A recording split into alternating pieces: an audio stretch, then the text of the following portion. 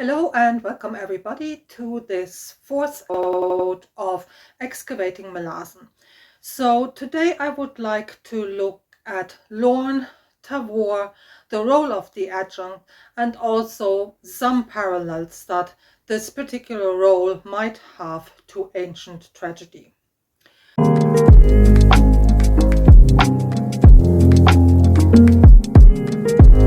So power in itself is one, I think, of the central topics of the Malazan Book of the Fallen. And we find a variety of characters that are all in some position of power, and where we see kind of like how do they relate to this, how does it shape them, impact on them, and maybe even corrupt and deform them. And there are only very few characters that escape this kind of like, deforming agency that power seems to have. And two where I think that is the case is Anomander Rake.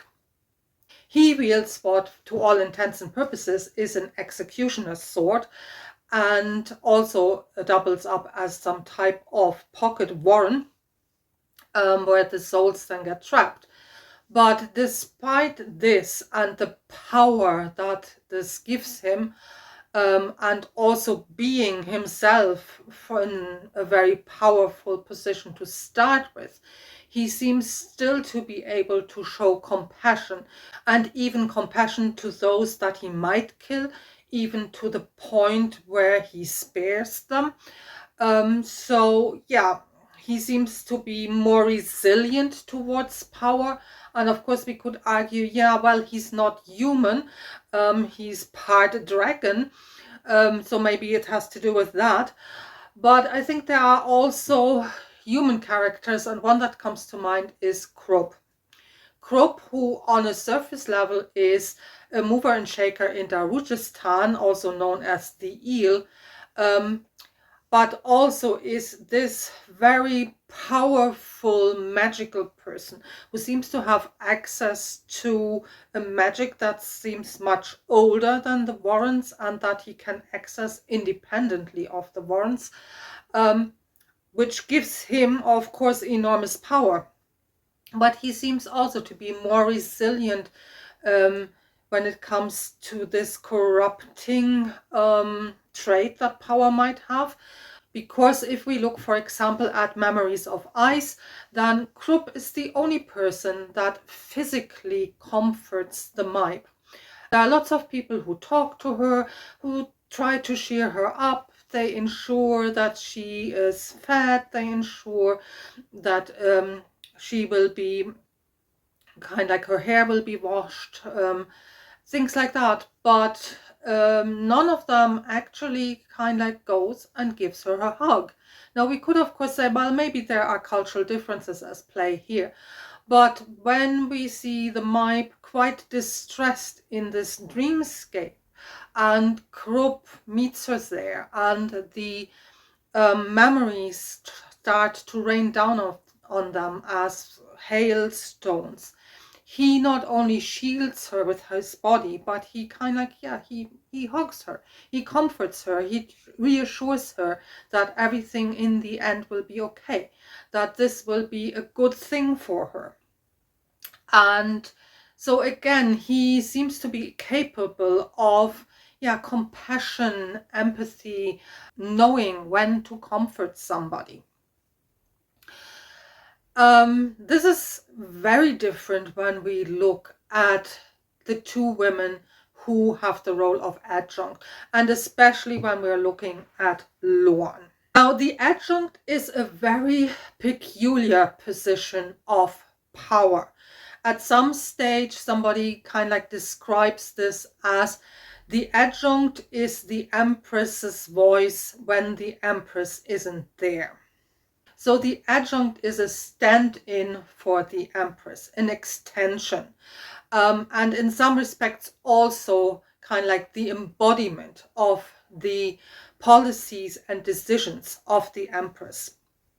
And I think it's also very interesting that we have two female characters who then are adjunct. Lorn and Tavore, because I think this aspect of the adjunct, that the adjunct is, yeah, not just as kind of like a deputy in some respects, but really is almost like the empress. This idea would not function so well if we would have a male adjunct. Now, I mean, in the world of Malazan, of course, it would be possible that the adjunct is male. But I think from a narrative point of view, this works out much, much better if the adjunct is female. We could, of course, also say, well, there are other powerful positions in the empire, in the Malazan Empire, that, yeah, are reliant on the decisions of the empress, and that just convey those decisions, that cannot act against this, like any commander in the Malazan army, for example. But I think there is still a very different quality if a Malazan commander gives a command, even though this command is based on the decisions of the empress, or if the adjunct gives a command or speaks. Because as this definition made clear, when we hear the adjunct speak, it's as if the empress is present and speaking. So the position of adjunct almost demands a character that has been stripped of all their individuality. And Lorn does this to perfection in some respects, even to the point where we don't even know anymore who this person Lorn actually is. Overall, Lorn is described as very cold, impersonal, and to some extent brutal.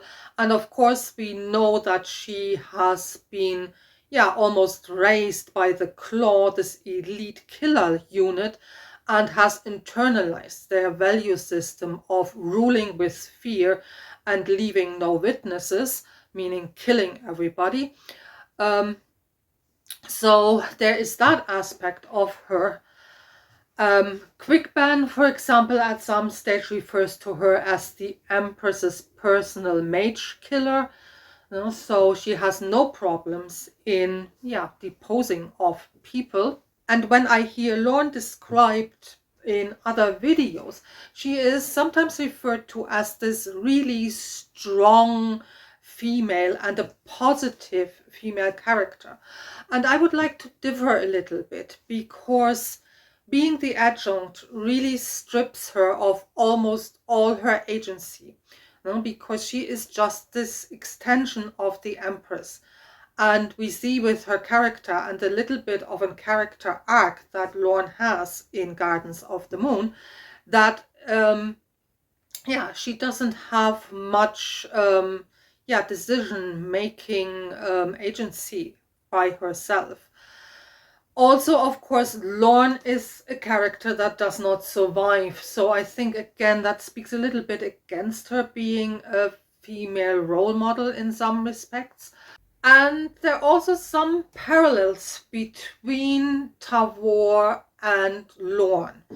There are differences, of course. They have very different story arcs and also different character arcs in some respects, but there are also similarities.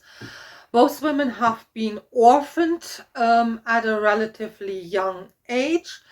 They have been orphaned by the actions of the Malazan Empire, and then both are picked by this same body and put into this position of adjunct. They are also both described as quite ambitious.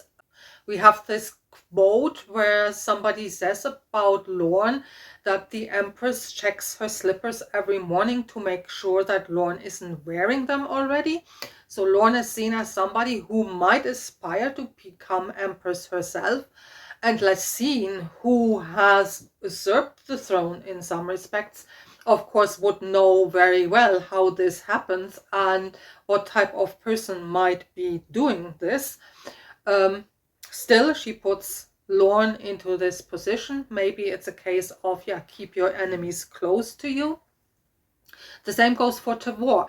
Now, Tavore comes from a family whose loyalty is severely questioned. Still, she's put into this position of adjunct. And again, we can say, yeah, of course, no? Lessine wants her close so she can keep an eye on her. And Tavore also is described as ambitious, almost selfless, especially by her brother, Ganos Paran. He says that the only thing that Tavore is interested in is actually herself, and that is her main ambition, no? Looking after number one first. So they're both described right from the start as not necessarily nice people, nice women that we encounter in this particular role. There are, of course, also quite some differences between the two of them. And I think one, for example, also is that we meet Tavore when she is almost at the end of her story arc. She has been in this position of adjunct for quite a while, whereas when we meet Tavore, she just has acquired this position. Also, Lorn seems to kind of like have all this fighting training, this military training, this martial training, which Tavore seems not to have. She comes from a noble family. There's also some socio-economic difference there. But we also get a bit this feeling that Tavore is this pampered little girl. So this is not completely true, because it says at some stage that Tavore, since the age of 15, has taken over the running of the family estate instead of her father. So Tavore has been used to being a stand-in already. So she has already had a role where she's standing in for somebody else. And both are kind of like traumatized women due to the events that happen to them, that happen to their families. And both are, tragic characters that have a tragic story arc and character arc.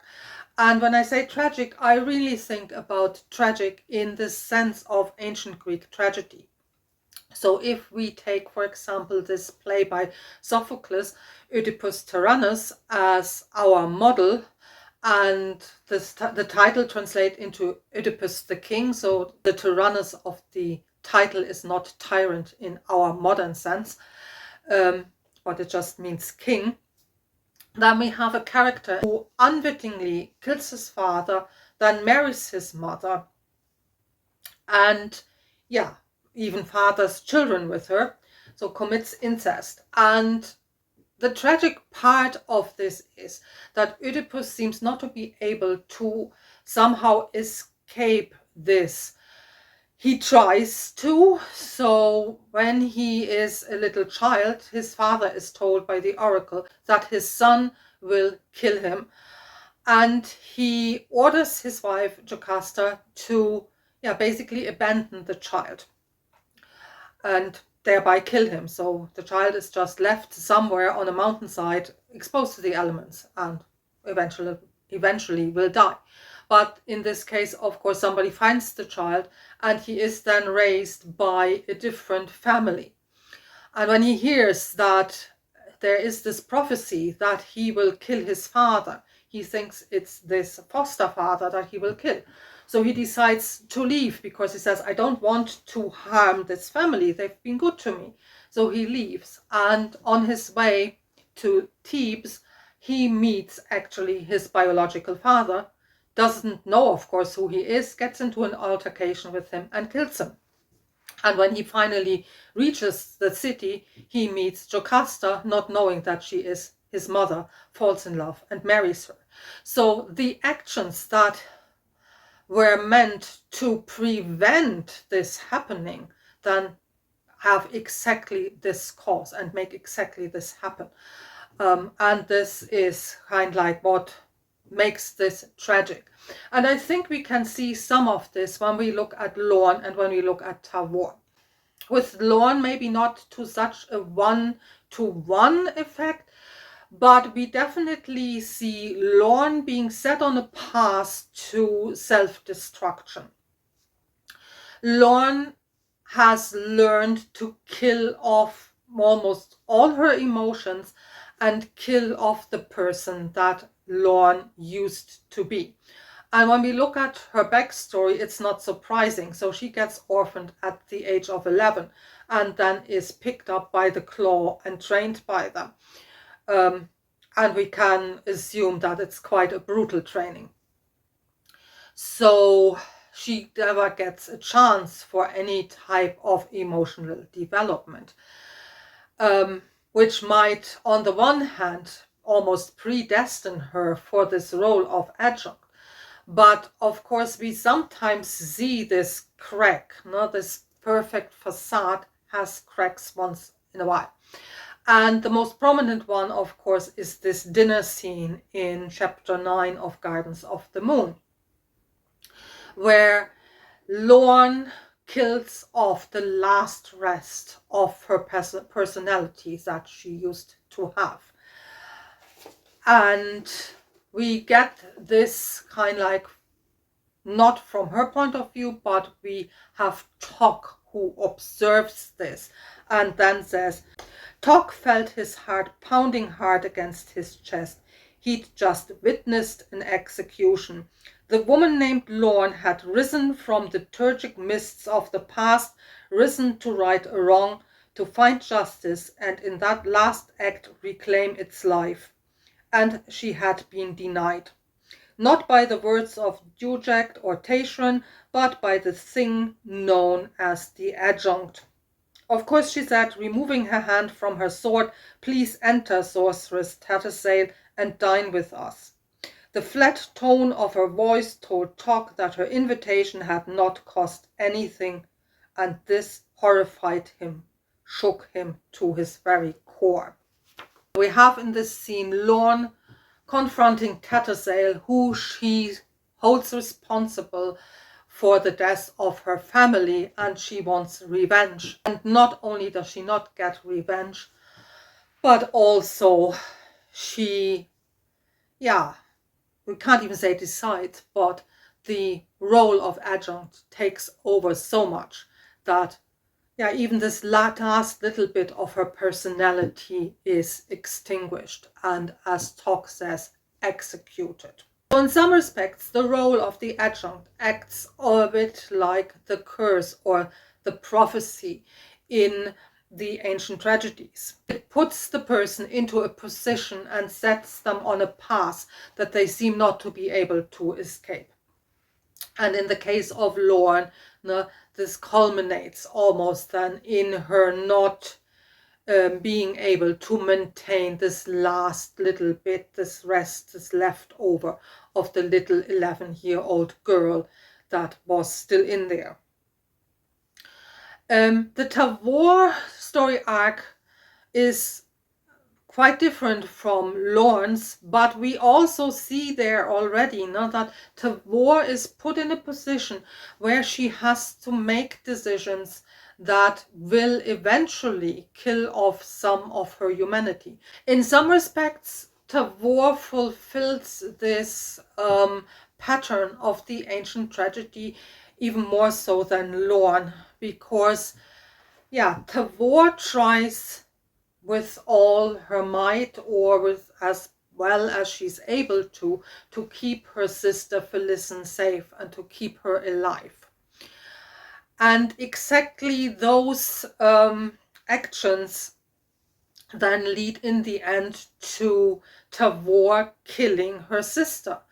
Because we could, of course, argue that if she would have found a different way to keep Felicen alive, not sending her to the Otatral mines, that then Felicen maybe never have become Sha'ik reborn, and then there wouldn't have been perhaps this need of Tavore to march against Sha'ik, or even if she would have moved against Sha'ik, it wouldn't have been her sister. So this is a bit like Oedipus, who tries to avoid his fate, and Tavore tries to avoid killing her sister, because yeah, she should have been in this call of the nobles, and instead she was kind of like paraded through the town and then put on a ship to be shipped over to the mines. But I mean, I think this whole idea of Tavore and Felicen, of course, would probably need a separate video. Also, what might demand a separate installment is the three, yeah, Paran siblings, and how do they actually relate to power, because all three come into positions of power, of course. Now we have Tavore, who's the adjunct. We have Felicen, who becomes Sheikh Reborn and a leader as well. And then we have Ganos, who, yeah, becomes commander, not so successful, one might say, but also becomes the master of the deck, which is a completely different type of power and power position then.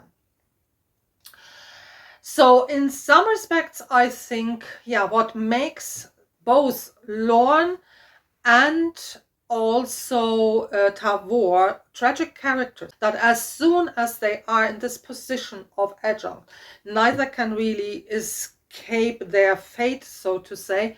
And also, in some respects, yeah, the position of adjunct is constructed in a way that it almost demands this, yeah, self-destructive mechanism, and almost sets up whoever has this role, that eventually they will fail. Okay, thank you for watching. I hope to see you all for the next installment, and until then, happy reading.